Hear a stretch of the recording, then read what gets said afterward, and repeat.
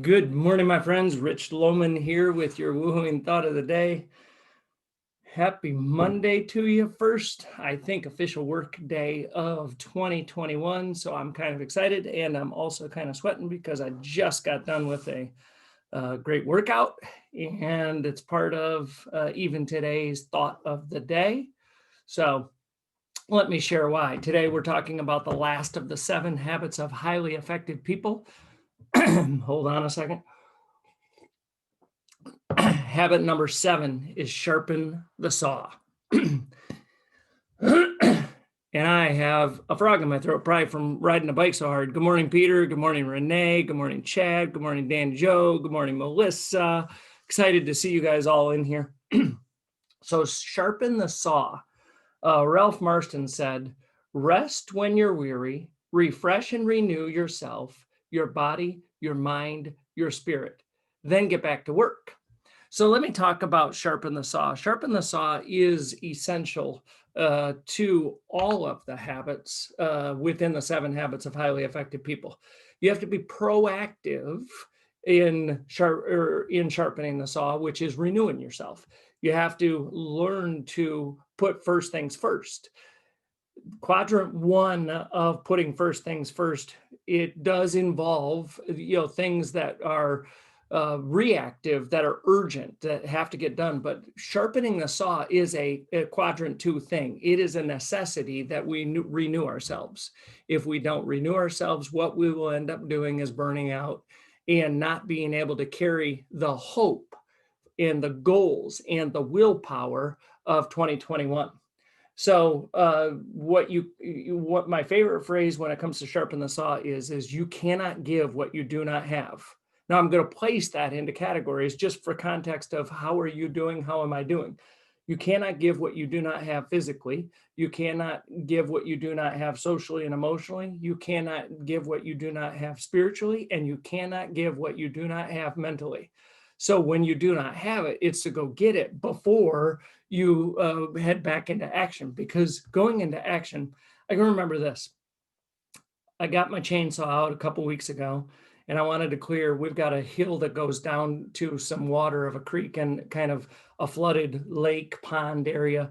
We call it our waterfront, but it really, I don't know, it's really waterfront. But I went down with the chainsaw, started it up, and started cutting.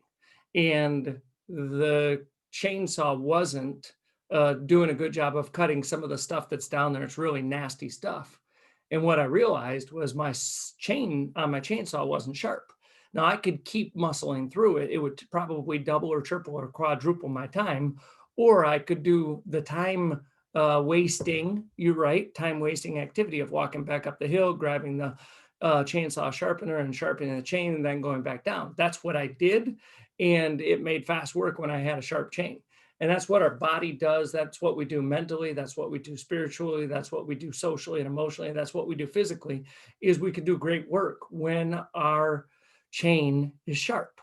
So my encouragement is find a way to renew yourself. Find a way to continue to make that a habit, like going and getting on a cycle and just going for an easy 30-minute ride. Jim Rohn said it best when he said, work harder on yourself than you do on your job. If you work hard on yourself, your job is easy. If you don't work hard on yourself, but you're working really hard on your job, you're just going to burn out on your job because you cannot give what you do not have. So my encouragement is to really focus and invert what we're trying to accomplish here by making sure that we sharpen our saw, that we make a habit, a very specific habit in our time, in our day, for mental and physical and spiritual and social and emotional growth. It comes to my favorite scripture. It just does, and I love it as you guys are talking about this. Good morning, Chad. Good morning, Tanya. Love the comments. Good morning, Wanda. Good morning, Jen. So I'm loving Goal Achiever. I'm glad you're on here. I'm loving this scripture right here more and more. Romans 12:2 says, do not conform to the pattern of this world, but be transformed by the renewing of your mind. Then you will be able to test and approve what God's will is, his good, pleasing, and perfect will. So I'm going to leave it with that. I can't do that's like a mic drop on Romans 12 to 2 that says that's enough. Don't forget to sharpen your saw. Identify the things that you need to do to renew your mind, your body, your social and emotional, and your spiritual essence. Otherwise, the world will eat us alive like it did in 2020. And this is a new day. This is a new dawn with a whole lot of new hope for a brighter future ahead for each and every one of you. So sharpen your saw. Have a great day.